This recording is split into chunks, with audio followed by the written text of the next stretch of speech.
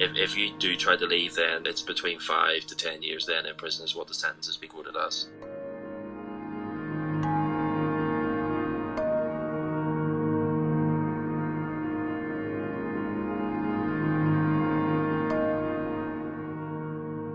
The night I actually got to my hostel, and basically the hostel staff said that, I don't know if you've seen the news, but the Peruvian president has said that we're going into lockdown now, and you've got to stay here. And the hostel told us that if you leave, we're not going to let you back in. So it was a situation of, right, I guess I've got to stay here, and hopefully then there'll be some repatriation flights to get us home.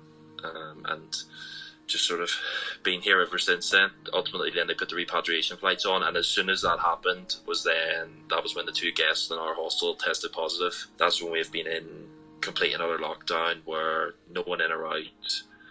Basically all we get into the hostel is supplies, and the police and the army monitor then what we get in, and they're on the door permanently. If you do try to leave, then they're ultimately going to catch you, and it's between 5 to 10 years then in prison is what the sentences be quoted as. But I mean, once the announcement came then that the 2 guests had tested positive, it was the blow of the fact that it's in the hostel, people I hadn't come into contact with, just simply because it was a big hostel.